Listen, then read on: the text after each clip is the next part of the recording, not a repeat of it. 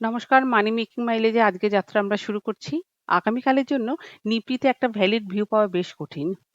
প্রথমে আমরা চার্ট প্যাটার্নে যে সমস্ত লেভেলগুলো বেরিয়ে আসে সেগুলোকে নোট করার চেষ্টা করি।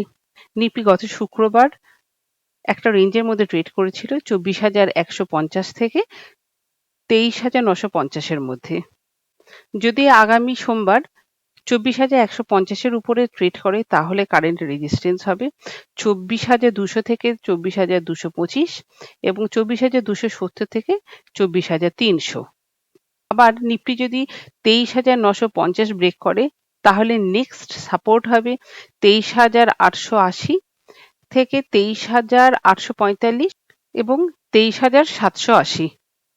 ওপেন ইন্টারেস্ট অনুসারে যদি আমরা লেভেলগুলোকে বার করার চেষ্টা করি তাহলে দেখা যায় যে 24,000-এ প্রচুর পুট সাইডে ওপেন ইন্টারেস্ট বিল্ড আপ হয়ে রয়েছে, ফলোড বাই 24,300 এবং 24,500। 24,000 ব্রেক করাটা নিফটির পক্ষে বেশ কঠিন, কিন্তু জিওপলিটিক্যাল অবস্থা এমনই যে ব্রেক হলেও হয়ে যেতে পারে। যদি 23,950-এর নিচে ট্রেড করে তাহলে সেল করা যেতে পারে, টার্গেট হতে পারে 23,850। 23,800 থেকে 23,780 যদি ব্রেক করে তাহলে আমরা একটা বড় ফলের প্রত্যাশী হতে পারি। ঠিক একইভাবেই 24,100, 24,200, 24,300, 24,400 ও 500 এই সমস্ত জায়গাতে প্রচুর কল রাইটার বসে রয়েছে। এরা উপরের দিকে নিফটিকে যেতে বাধা দেবে। তবে 24,050 থেকে 24,100 একটা স্ট্রং ইন্ট্রাডে রেজিস্ট্যান্স। পরবর্তী রেজিস্ট্যান্সটা হচ্ছে 24,250 এবং 24,350। এই দুটো লেভেলে আমরা অবশ্যই সেল ইন রাইজ করব। অবশ্যই পছন্দসই স্টকেও আমরা সেল ইন রাইজে যাব। তবে ইন্ডিয়া ফিক্স বেশি থাকার জন্য, মানে ইন্ডিয়া ফিক্স এখন 21.6 থাকার কারণে ভোলাটিলিটি বেশ বেশি থাকবে। আমাদের স্টপ লস হিট হয়ে যাওয়ারও ভালো সম্ভাবনা আছে। আমরা গত দিনের যে দুটি স্টক পিক করেছিলাম সে দুটো হচ্ছে এমট্রাটেক ও ইন্ডিয়া মার্ট, কিন্তু প্যানিকের জন্য খুব ডিপ এন্ট্রি সিলেক্ট করেছিলাম, যার জন্য আমাদের কোনো দিকেই এন্ট্রি হয়নি। যাই হোক, আগামীকাল আবার আমরা এমট্রাটেকে কাজ করতে পারি। আমরা 1454, 1464, 1485 ইত্যাদি লেভেলে স্টকটাকে শর্ট করতে পারি। শর্ট হলে অবশ্যই 15 থেকে 20 পয়েন্টের মধ্যে আমরা বাইও করে নেব। ডিফেন্স স্টক বলে আমরা স্টকটাকে ছাড়তে চাইছি না। আগামী কয়েকদিনের মধ্যে স্টকটাতে একটা ভালো মুভমেন্ট আমরা এক্সপেক্ট করতে পারি। ফ্রেশ বাই করার জন্য লেভেল হচ্ছে 1407 ও 1390।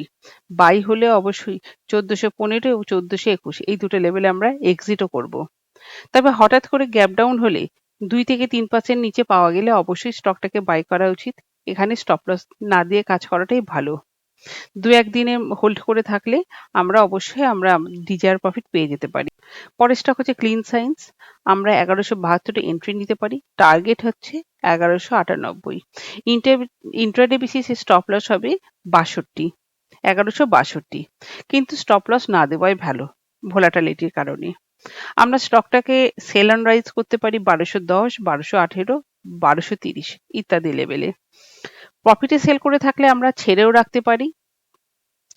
আর যদি আপনারা চান তাহলে 12 থেকে 20 পয়েন্টের মধ্যে প্রফিট বুক করেও নিতে পারেন। যদি কোনো কারণে স্টকটা 1150-এ পাই আমরা অবশ্যই বাই করব। সেখান থেকে একটা ছোটখাটো হলেও একটা বাউন্স এক্সপেক্টেড, যেটা স্টকটাকে 1162 পর্যন্ত অবশ্যই নিয়ে যেতে পারে। তবে যাই হোক না কেন, নিফটি 23,850-এর নিচে ট্রেড করলে ইন্ট্রাডের জন্য স্টকে বাই থেকে বিরত থাকাই ভালো। পজিশনাল হিসেবে অবশ্যই অপরচুনিটি। ঠিক একইভাবে পলিপ্লেক্সেও আমরা 1198 থেকে 1210 এই দুটো লেভেলে সেল করতে পারি। প্রফিটে থাকলে আমরা স্টকটাকে ছেড়ে দেবো। ভোলাটিলিটির কারণে পরবর্তীকালে যখন 1140 এবং 1120 এই দুটো লেভেলে পাবো তখন আমরা আবার স্টকটাকে ঘরে ঢুকিয়ে রাখবো। এইভাবে আমরা কাজ করে দেখি কালকে আমাদের কতটা কি প্রফিট হয় না হয়। Hope for the best. Thank you. আপনারা আমাদের সঙ্গে থাকবেন। Best of lakh.